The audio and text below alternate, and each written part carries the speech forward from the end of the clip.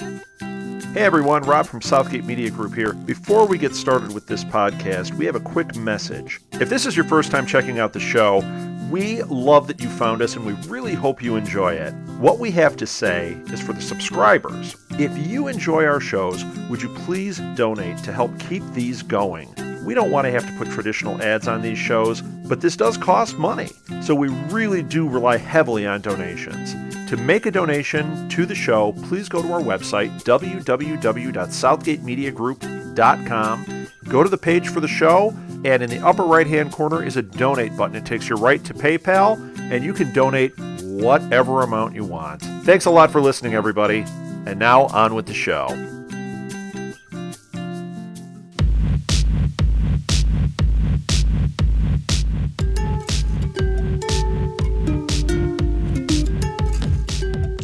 Welcome to the 12 Monkeys podcast, a Southgate Media Group production, where we talk all about the Sci-Fi Channel's reimagining of the classic science fiction film by Terry Gilliam.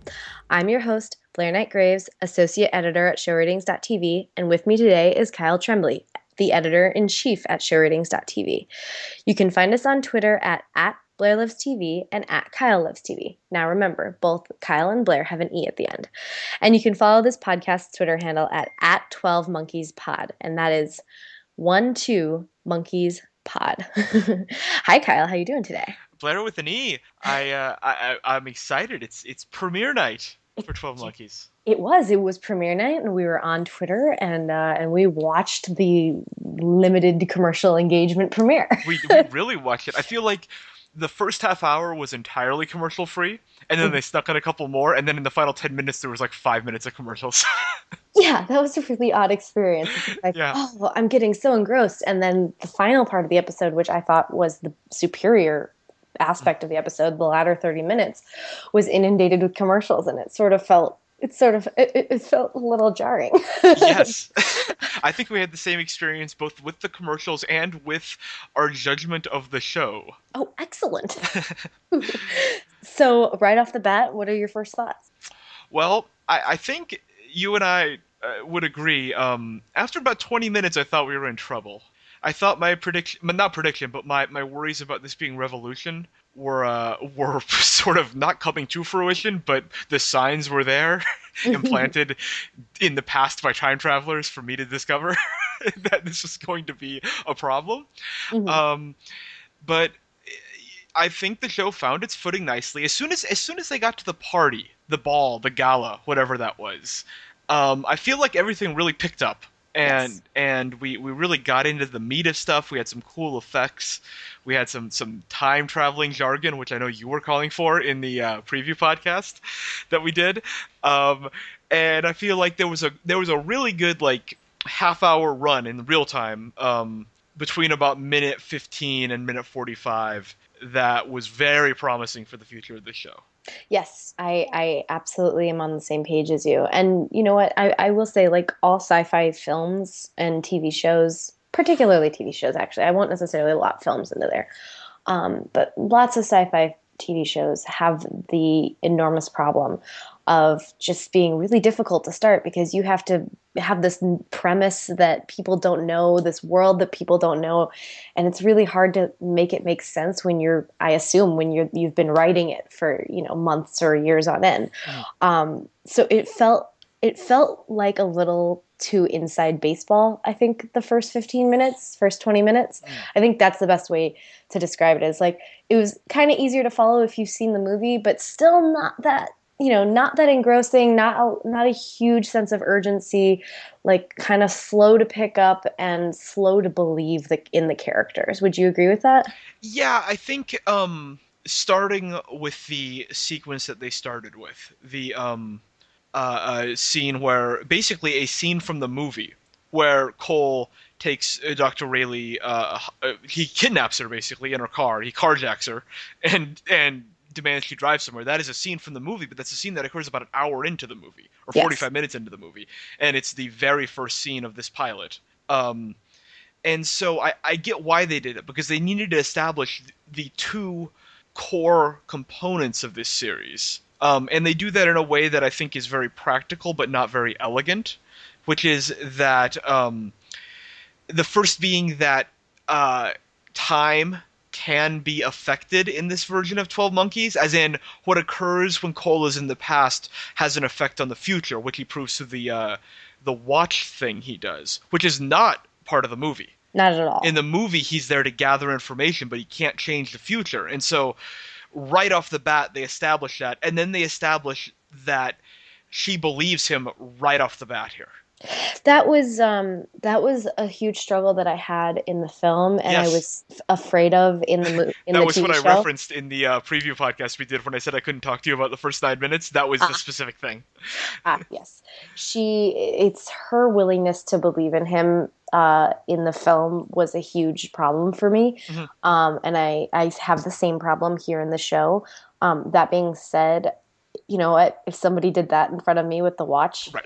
I don't know, and then disappeared in front of my very eyes after the shot, Yes. I might, I might go crazy and tell everybody what happened too. Well, and that was specifically why that scene was there. Like he did everything short of pulling out a blackboard and giving a 3-hour lecture on how this all works. It is, I imagine, the most convincing way the creators of the show could figure out to make her belief in him feel warranted. I mean, it's like he disappears right in front of her. And Yes. what's so interesting to me, and what I'm interested in going forward, is the movie is largely about someone who is thought to be crazy, and this woman who doesn't want to believe him for most of the time for very good reason, and then near the end, like in probably 2/3 of the way through the film, comes around to believing him. The show starts with her believing him, and so we're Yeah. cutting out 2/3 of the movie right off the bat, Yeah. which is interesting. And I'm wondering how we're going to go forward without that chunk of the film as part of this show. Yeah, I think this is a good opportunity for us to talk about the characters because that was one of the greater points that I wanted to make Sure. in the differences that they represented the characters because I feel like the way that you're supposed to see Cassandra over Catherine is that Cassandra is a professional, but she's like I think they said that she works with viruses. I don't know what that's called. Instead of being a psychiatrist, Yes. right off the bat. So right off the bat, she has different credentials. She's not a psychiatrist. She's not trying to treat his mind. Right. And right off the bat, he does not appear to be this sort of dim-witted, almost crazy criminal who Yes. was fetched out of prison because he's a good scavenger. Instead, he's sort of, I was saying on Twitter, he's sort of that sardonic asshole that we see in television all the time now. The male lead of most hour-long television shows sort of functions in this way. And I felt like there wasn't any other way that they could have made, like they couldn't have, because they decided not to make her a psychiatrist. There's no way that they could have possibly given her, that same kind of story where she would have to be won over by him because she's trying to treat a dumb, crazy person, as opposed to being a scientist who, has something that is beyond science happen before her very eyes. Well, everything about Bruce Willis's performance in the movie is designed to give the impression that he is a convincing crazy person, not a convincing time traveler. Because I think the movie was very aware of the idea that the audience knows he's telling the truth. And it can be very frustrating to watch a character tell the truth to a supposed ally, and that ally refuse to believe him. And so I think everything about Willis's performance and the writing of that film is designed to show him as someone who would be naturally untrustworthy. He's a Yes. criminal in the future. He's not very smart. He's disheveled. He's violent. Like everything about that, the movie is very, very calculated to portray him in a way in which it is completely believable why he was taken to an insane asylum. And the insane asylum is such a big part of the film. And in a lot of ways, the movie is a mental health movie. Like most of the movie, or not most, but at least half, is about the state of his mind. And the way he goes back and forth, and the way she goes back and forth, and her being a psychologist. And I feel like the decisions made in this pilot, especially right off the top, were all very specifically designed to make this show not even a little bit about mental health. There is Yeah. nothing about this show that is mental health. This is very much a quest. that they're on. This is a quest show, which is completely different than the movie, where the whole it was the movie was almost a it's like, is he telling the truth kind of film? I don't know. I don't have a more elegant name for that, but it's so much of the film is her coming to believe him, and none of that's in the show, and that's very interesting. It's not a criticism. It's just it's something that was so central to the movie. It's so central. It's not an auxiliary thing. That's the central driving idea of the movie, and it's not addressed in the television show. It's not a part of the show's world, which is interesting. It's just interesting to me. It's Yeah. again, I'm not drawing any negatives from that. It's just No, interesting. I definitely agree. I mean, I think if you want to do the compare contrast, as you said, the film is largely almost a commentary on that, on mental health, and like discussing how we treat people and how and all that, while also being, as I discussed in our pilot episode of our Meet the Host episode, where I said, it's also a it's a Trojan horse story, but it's like it's sort of sci-fi melded into this mental health story. But I think that what the TV show is doing, especially because it's on the Sci-Fi Network, is they've chosen to explore the science fiction part of that story, Yes. which you don't get in the movie all that much. Like as you said in our previous episode, we are never it's never explained to us how he travels through time, and we don't need to know. It doesn't matter. That's not something that matters to the audience, because what matters is the emotional connection between the characters. Do you feel like, I guess what my question is then, do you feel like we can have the emotional connection to the characters without them going through that large ordeal? Because I certainly am a little bit scared of having the same emotional reaction to this James Cole and Cassandra Rayleigh as opposed to Bruce Willis's James Cole and Catherine Rayleigh. Yeah, I agree with you. I think that is a concern going forward. It's far too early to make a call on that. I do think that over the course of this episode, his character softened a bit. Yes. I think right off the bat, it seemed very much like he was going to be the kind of sort of male lead jerk that, as you pointed out, exists in virtually every television show, every drama at least. These sort of confident, swaggering, quip spewing kind of male lead that we see all the time on television. And I think over the course of the episode, he became more of like an action oriented guy, like kind of the like I don't think he had the same kind of edge later on. I mean, he was trying to shoot someone in the head, and eventually did shoot him in the head. But he wasn't like, he didn't give like a one-liner, it could have been a lot more pronounced. And I think the show is going to work. The way that they've set up the show, it's going to hinge on those two actors and those two characters, and whether we want to spend time with them, because I'm really curious about how this show is going to spend 10 episodes this season and presumably future seasons, um, when the cast is very small, as it was in the film, but we've already cut out a lot of the film, and there's no good reason for them to ever go on any side quests. There's no, they have one goal, which is to stop the world from ending. And when that's your main goal, there's really no sub goals. So No, but there's room for there to be mini missions along the main one, just like they at the very end of the pilot, they kill the man who they think, once this man is dies at this period of time, that the world will be saved and Cole will disappear. He will no yes, longer be an agent of the future. He will be wiped out of existence almost entirely, you would think. My understanding of time travel, I'm not an expert.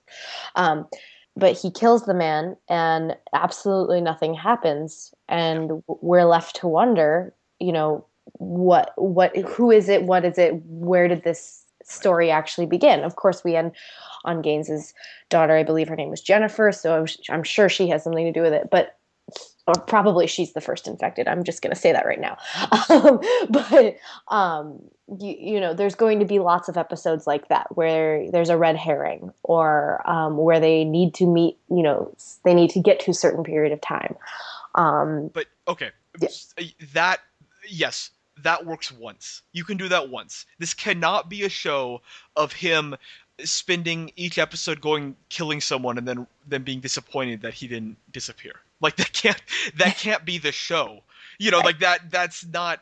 They did that this episode. It worked just fine. Worked pretty well. They got a great character actor to play the bad guy, who was totally believable as like the series big bad. So it was kind of cool when he was killed. Well, But it's a time travel show. I'm sure he can come back. yeah, oh yeah. But no, he would be in the. He's not in the like the IMDb for the series. Oh, okay. So it was a one-off part, but I mean, he's been on like House of Cards. He's been on like literally everything. Yeah, he was in True Blood. True Blood, yes, yeah, he's great. I mean, he's great at everything he's in. He's great at playing like the sort of skeevy, mysterious bad guy. I don't know his name, sadly. I think it's like a European name, but Yes, it's very European name. yeah, okay. Well, anyway, so it's like that's great for the pilot. Like they use that now. It's great. We can't have every bad guy be a red herring. Like that can't be it. Like there has to be a, because then like if that happens one more time in the next like 3 or 4 episodes, I'm going to get frustrated because it's like well, let's start over. Like that's we got the wrong guy. Let's start over. It's like The Killing, where it's like like The Killing like in the first season, like episode 6 and 7. It's like they have like these 3 episode arcs that lead to nothing, and they just go back to where they were before. It's like, why did I just watch this?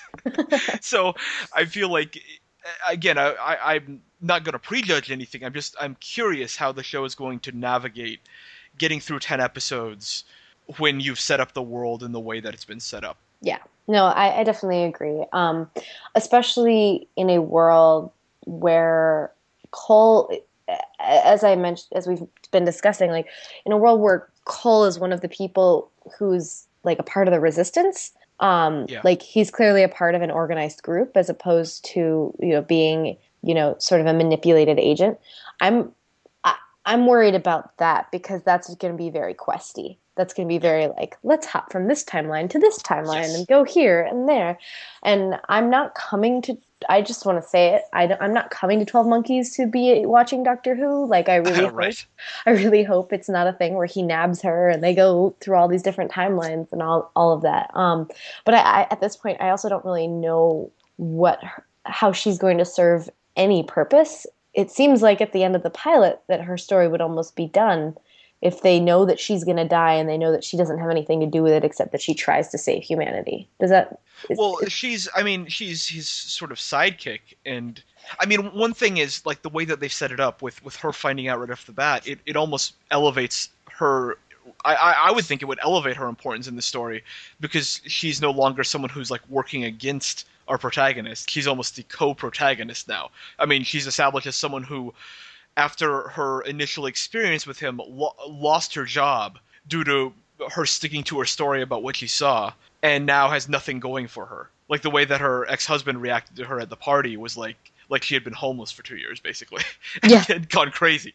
So she didn't help that situation at all. She acted like a crazy person the moment he saw her. Right. But I mean that's I imagine she's now his partner in crime, so to speak. They are now in this together trying to save humanity.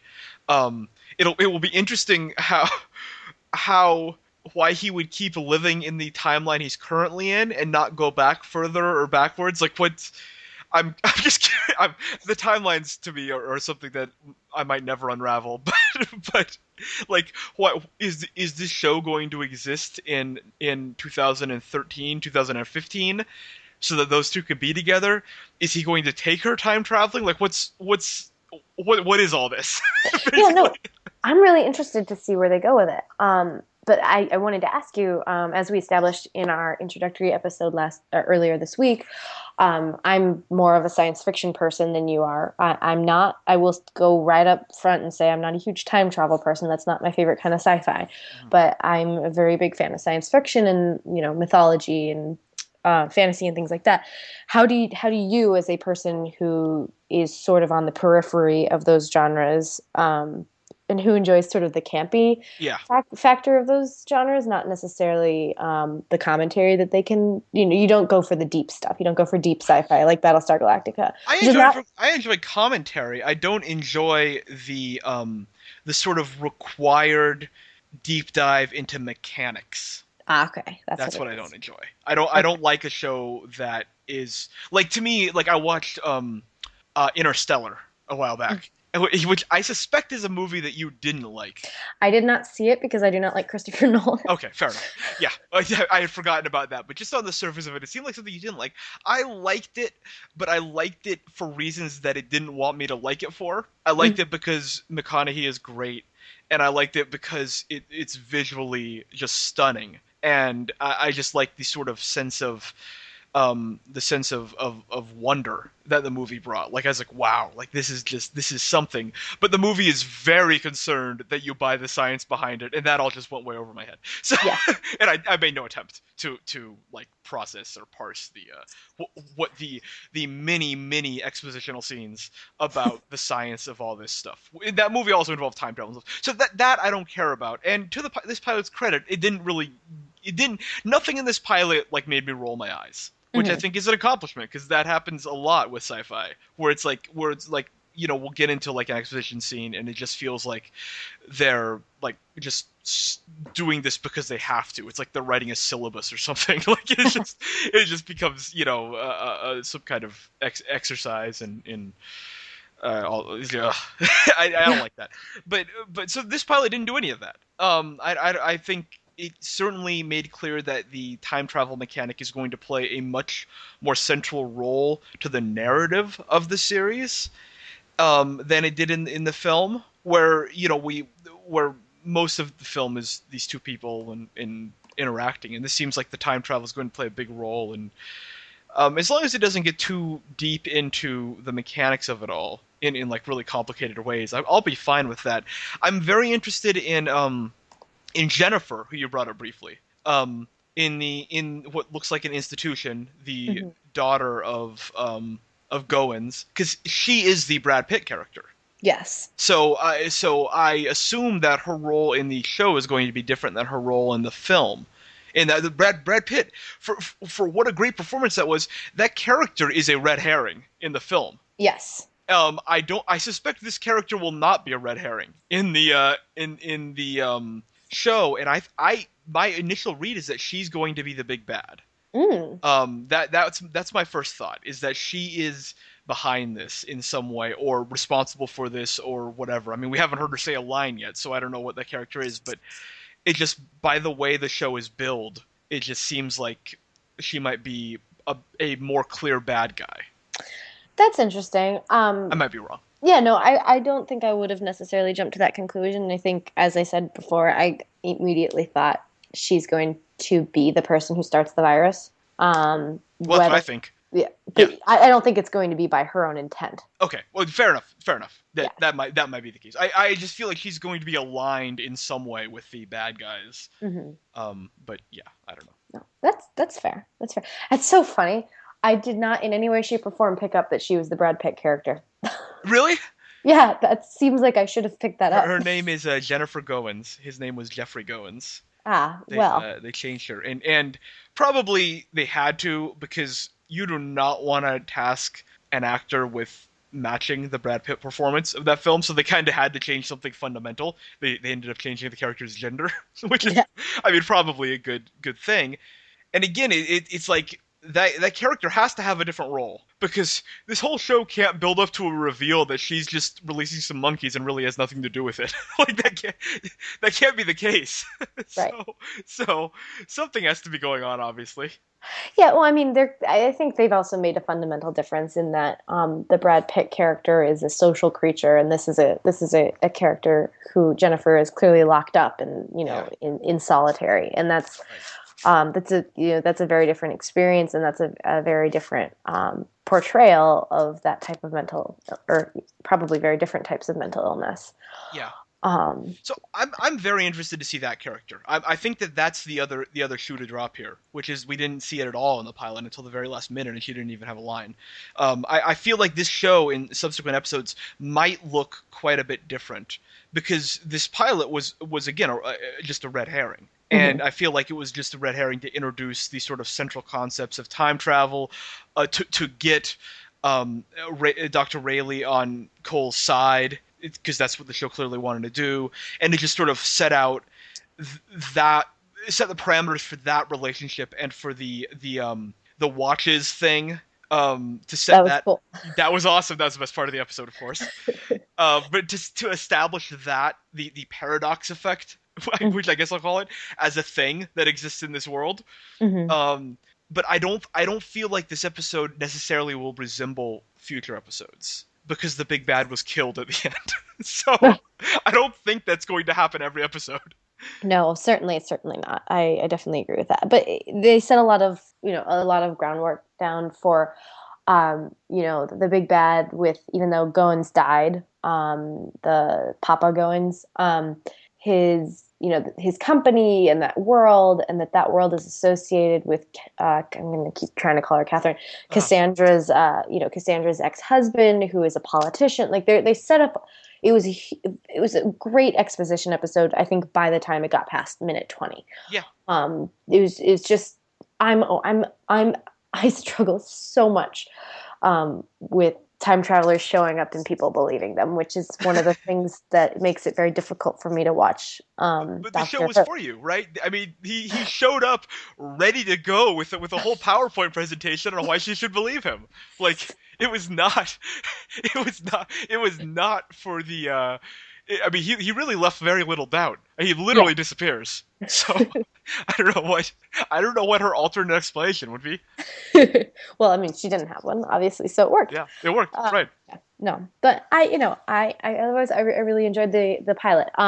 What did you think of the performances of the cast? I like them. I like this cast. I really like Amanda Scholl. I do too. Yeah, she really has a presence about her, and what I'm looking forward to this series or hoping for is one of my favorite things in TV shows, which I bring up in reviews and podcasts all the time, which is that where the central protagonist of the show is not the central character in the narrative. Hmm. This was my favorite example is Dexter, where I feel like Dexter, despite being named after Dexter and starring Michael C. Hall, is a show about his sister Deb. Yes. And she is the central character in the narrative.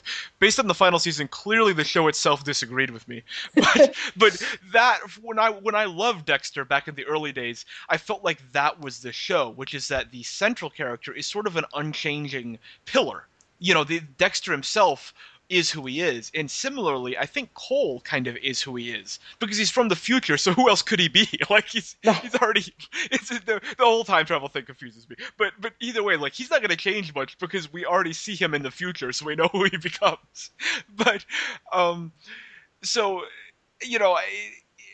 I think that for this show to really succeed in the way that I want it to, the central character has to be the central of the narrative has to be Dr. Rately, Amanda Scholl's character. And so I'm hoping that as we go forward, it's her journey, and he's sort of a tour guide and a sort of action hero, but all the sort of heavy character lifting is done with that character and that actress, because I think that I would be most interested in that.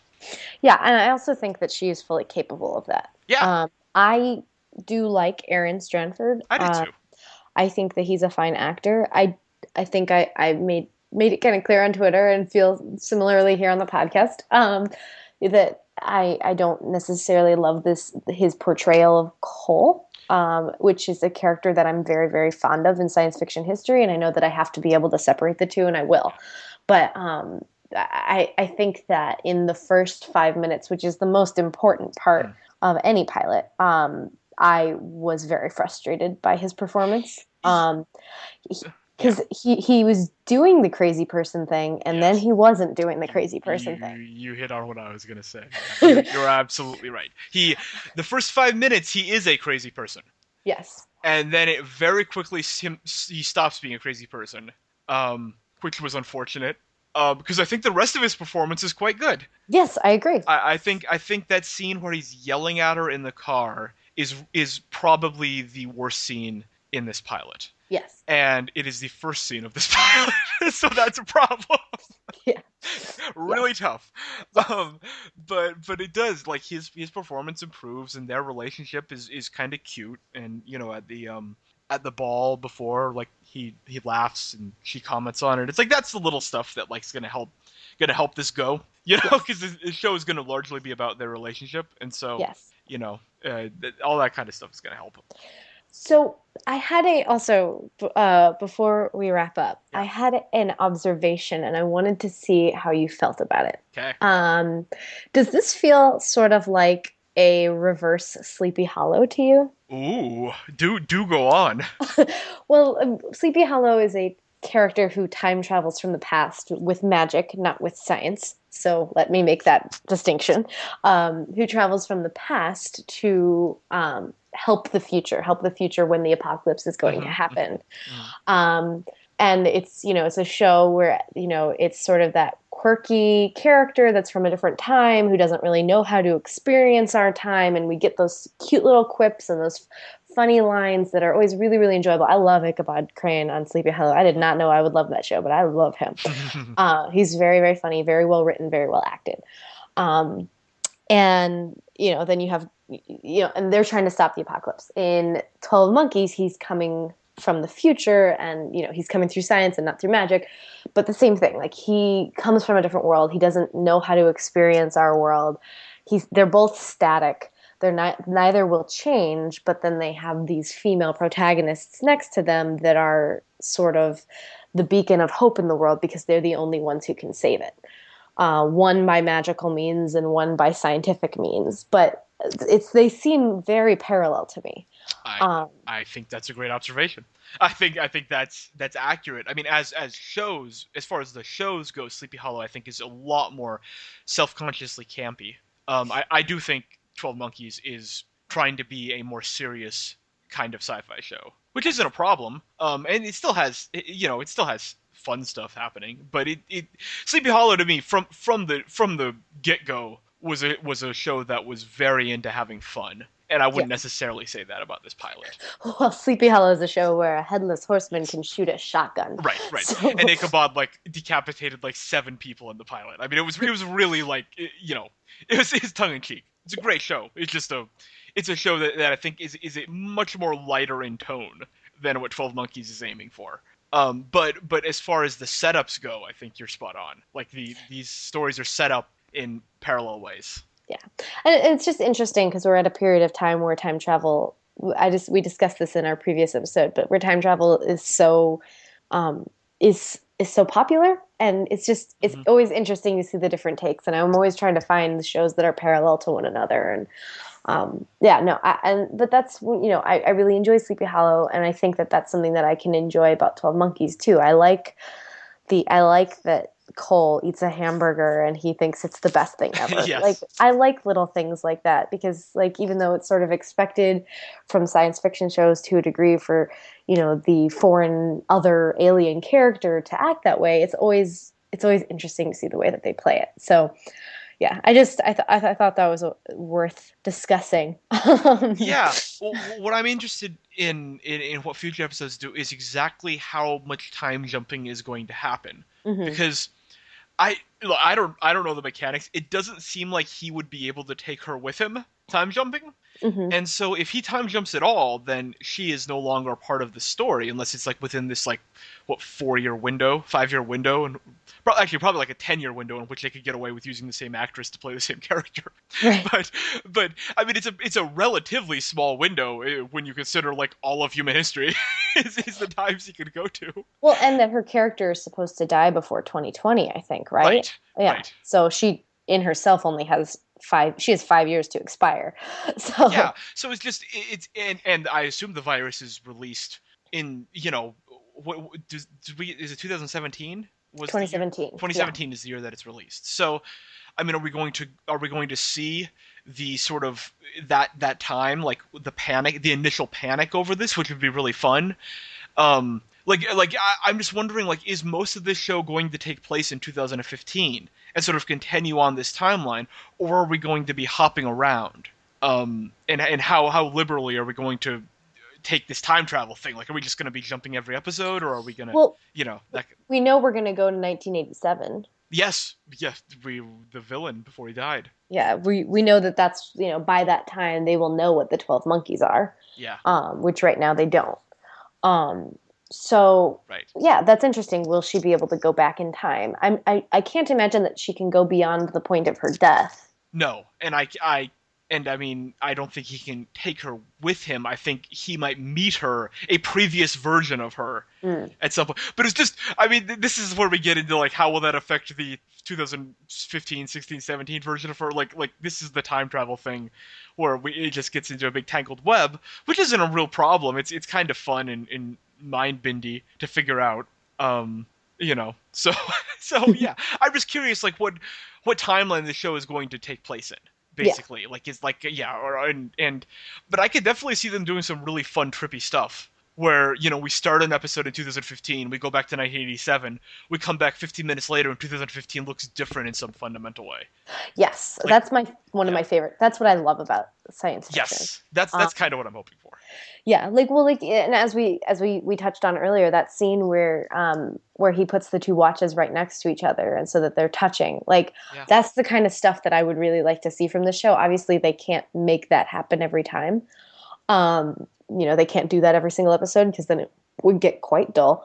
But Yeah. to see that the two watches touching affects time in multiple ways, like it makes it so that they cannot exist in the same timeline, and it slows down time so that time can figure out which one actually exists, which was a really cool, like how quickly he was able to move because he understands how time works and they don't. Nice. So that's the kind of stuff that I'm really looking for, is that weird movement that you're able to do through time. And you're right, like going somewhere and like accidentally, I don't know, dropping a piece of technology, or even like a piece of paper that has something written on it that it shouldn't in the past, and then it fundamentally changes the future, and then he has to go back and fix it. It's one of those things where it's like, but then at the same time, how much would something like that deter the show from the actual goal of stopping? Right. How much is it going to be like a fun time travel show that's serious?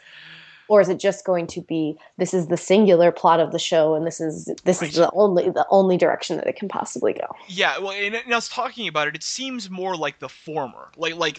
That's how they're going to get through these 10 episodes, having a lot of sort of guess and check with timelines. Like, Right. if we do this, what happens? Right. Let's go back and do something else. Right. Everyone is dead. Oh no. But it also seems like it's going to be a thing where he has to avoid himself in the past, Mm-hmm. because the reaction thing would happen then if he ran into himself, which is interesting.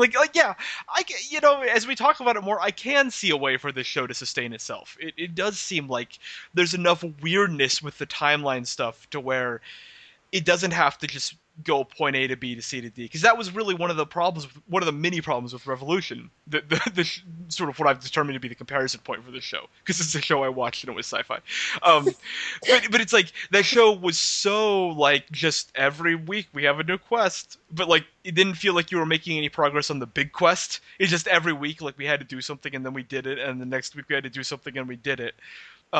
That's what I want to avoid with this. Like every drama is going to have that to some extent, every serialized drama, but I want this show to get trippy. Like I want this show to be weird and memorable in a way, and I think we might be getting towards that.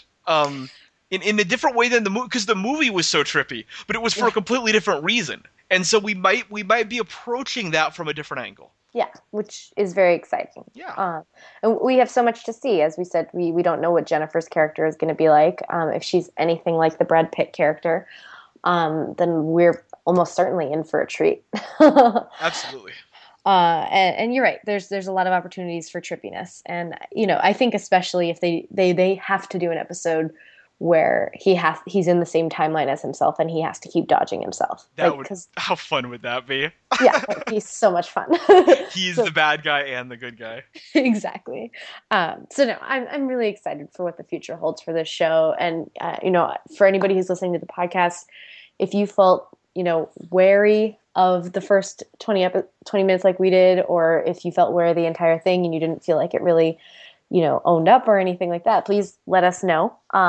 We would love to get fan mail from you. We would love to discuss your conversation points and see how everybody else felt. If you're a huge time travel fan, you should also contact us, because that is something that neither of us are hugely well versed in. Yeah. If you got any hot time travel takes, send them over. Hot time travel takes. And where you should send that is the 1212 12monkeyspodcast@gmail.com. Again, that's the 12monkeyspodcast@gmail.com. And instead of spelling out the word 12, use the digits 1, 2. So Should I spell out 1 and 2? sure. No, okay. No. Don't do that. Don't do that. And please tweet at us at 12monkeys_pod, at 12monkeys_pod. We would like to ask you how you felt about the premiere. Please let us know via Twitter. And let us know if you have any predictions. If you have any predictions about Jennifer, or like where the virus actually starts, or anything like that. We would love to hear it, because we love discussing other people's thoughts. Talk about it on the podcast. We'll give you a shout out. Absolutely. All right. Well, this wraps up our second episode of the 12 Monkeys podcast. Before we go, I want to mention a few things. You can download and subscribe to our podcasts on iTunes, Stitcher, and SoundCloud. You can also hear all of our podcasts at our website, southgatemediagroup.com. Please subscribe to this show and also rate us. Follow the show on Twitter at 12monkeys_pod. Remember, that's 12monkeys_pod. And Kyle and I at Kyle Loves TV and at Blair Loves TV. Remember, both Kyle and Blair have an E at the end. Check out our website, showratings.tv, to rate and review 12 Monkeys every week, as well as all of your other favorite shows. Thank you again for tuning in, and we'll see you next week.